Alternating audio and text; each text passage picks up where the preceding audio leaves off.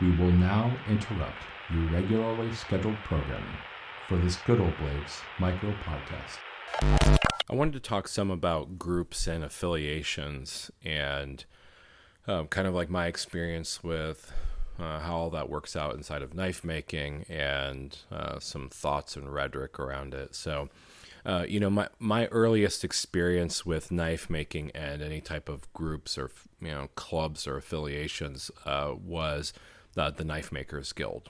And I was not really too concerned about anything related with the Knife Makers Guild, except that, there was a lot of, phenomenal knife makers since the 70s that were in it. And I think that in early knife making,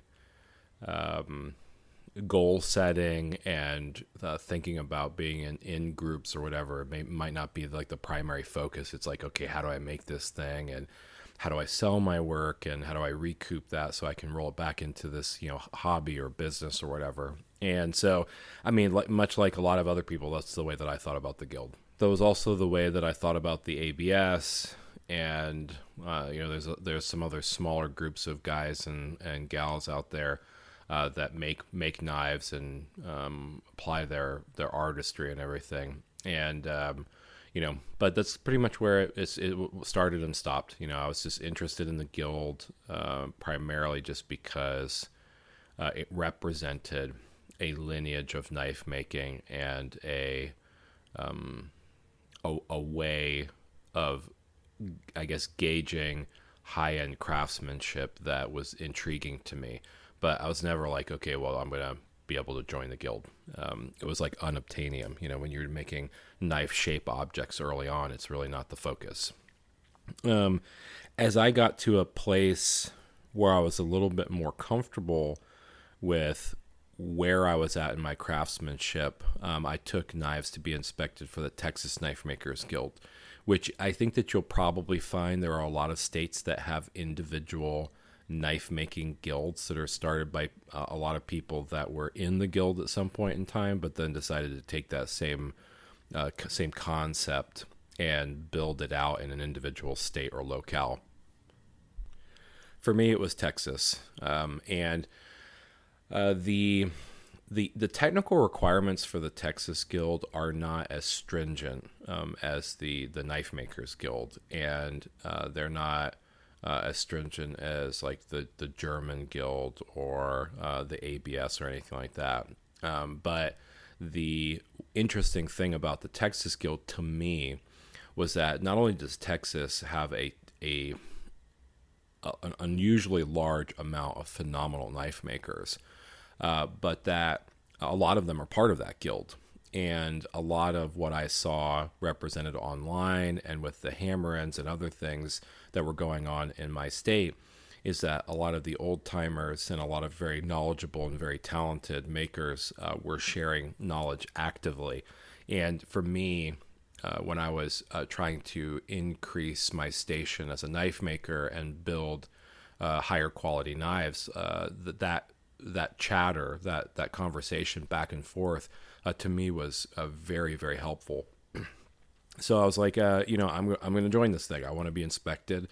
I want to have some critiquing done of my work to see if there's any areas that I can improve on. And it was really one of the first examples of showing my work off to anybody else other than friends and family and coworkers and people I was like trying to just, sell the work I was doing to roll it back into more materials and things. So when I got into the Texas Knife Makers Guild, I was lucky enough to get everything done in one shot. I didn't have to get denied and go back several times and take a bunch of feedback. But I had already spent, 4.5 years making knives and consuming a lot of data and trial and erroring a lot to get my knives to a place where I thought that they might be okay for other people to look at. At the same time that I did that, I took my knives over to the guild table, and it was the last year the ICCE was around in the stockyards in Fort Worth, and they looked at my knives, and I was able to get fast tracked, which in the guild you apply for you have an application that you submit, and you have to have 4 guild members. I believe it's 4. Yeah, sign your work. So they have to independently look at your knives, and they have to sign your application endorsing you to get into the guild.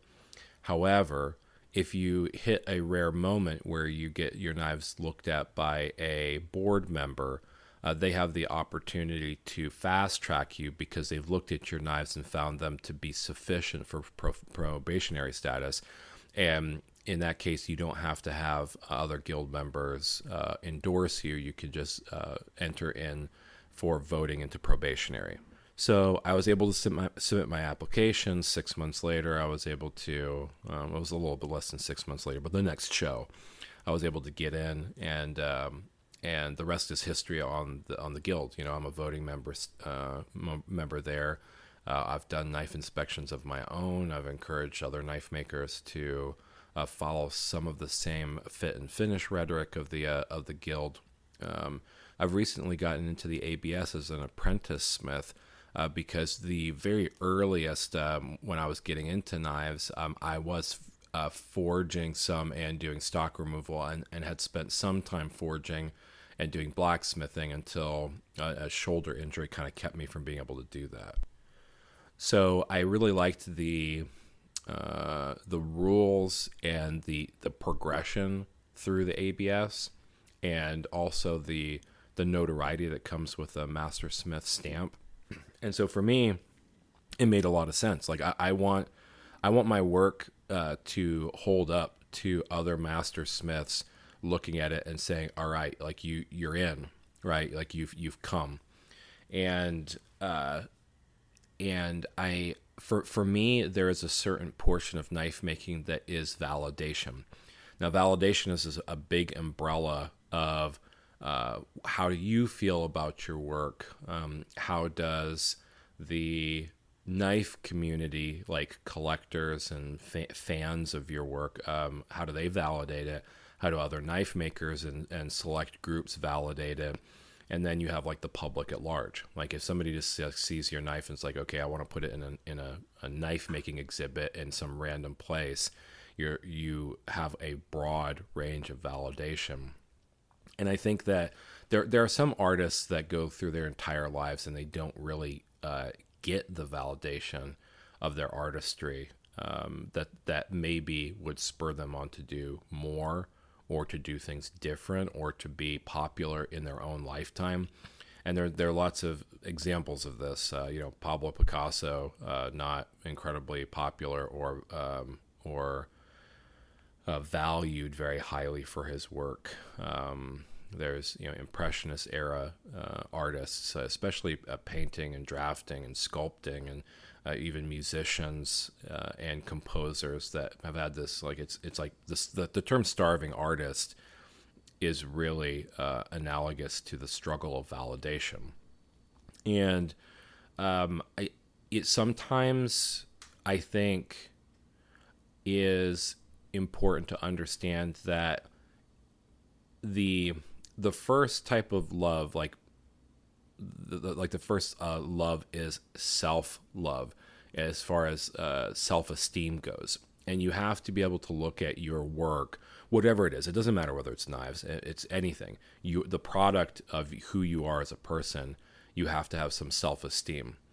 And then once you achieve that, it's easier to shop that around and take the constructive criticism or lack of validation from other groups or people or whatever, because sometimes that just happens.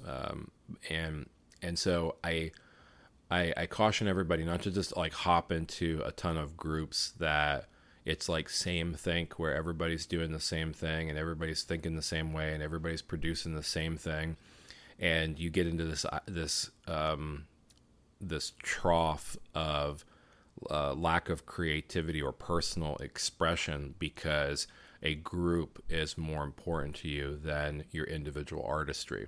I think that's like the pitfall of any group.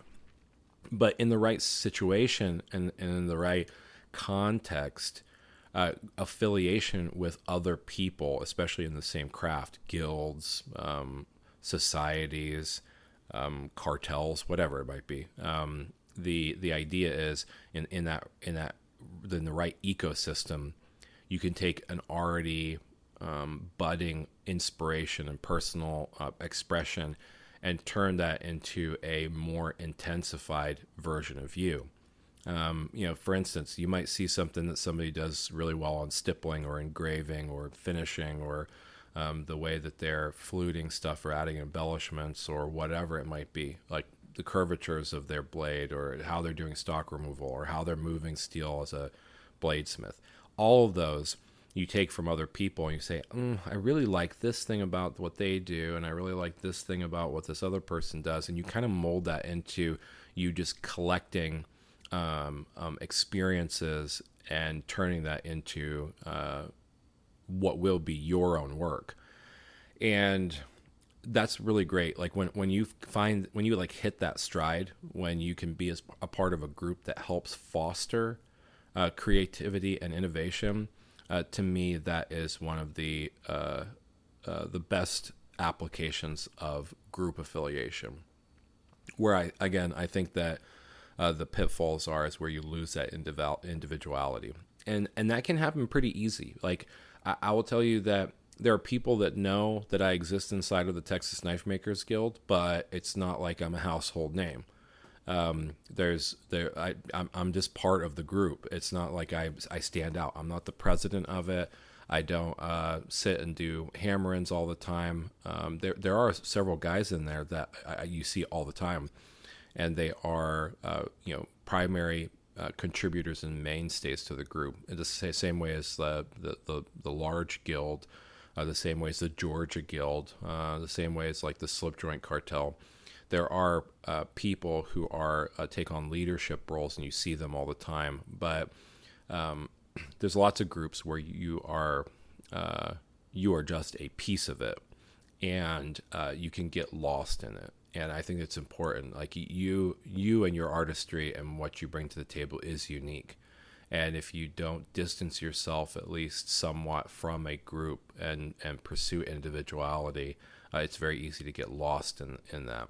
And from a marketability and visibility perspective, there are some collectors or some customers that sit out there on guild groups or things like that, and watch for up and comers or watch for people that they really like. Get down to the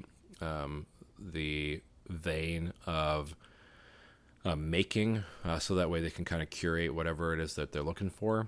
But by and large, I don't know that people really care. Like I'm not sitting there looking for whatever I'm interested in, furniture or paintings or things like that, and going into individual groups and waiting for artists to come around. It's kind of like maybe they show up somewhere randomly, and I'm like, I really like that work. Let me follow them, check them out for a little while. Maybe I'll buy something or commission it, right? And it's the same way with knives. Like you have to understand that there are lots of ways that nobody cares about what it is that you're doing, unless you make it a personal point to show the world by yourself. For instance, the Texas Knife Makers Guild or the Guild, we're not going to get popular on TikTok, and that like it being viral goes directly to a maker, right?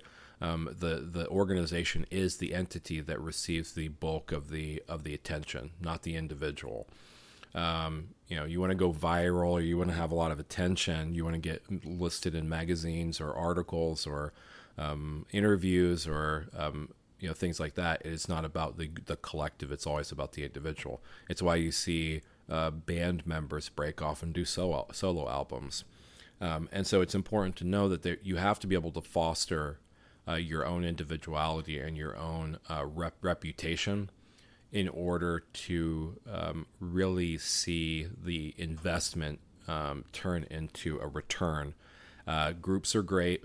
They're great for you applying your craft and to learning from others. And I think that that's really kind of the largest component of ancient apprenticeship and guilds and things, is to impart it so that way that artist could go on and do their own thing and make a reputation for themselves in their own right, regardless if they were part of the guild or not.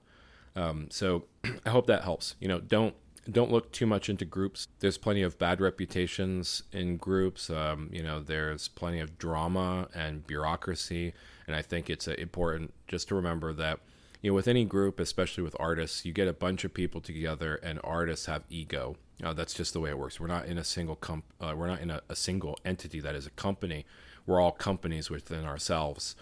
And so, people sometimes are going to shake things up and, be rude to each other and be egotistical and prima donnas and everything. And it's just important to know that if you keep your nose clean and out of that kind of drama and whatnot, and just really try to do your best work and be affiliated with a group that just helps bolster what it is that you're trying to do, that I think that's really the point. Like, pick and choose the groups that you're in carefully, and it has to align with what your intention is for your personal trajectory in your craft. And if you can do that, I think that you'll be off to a great start.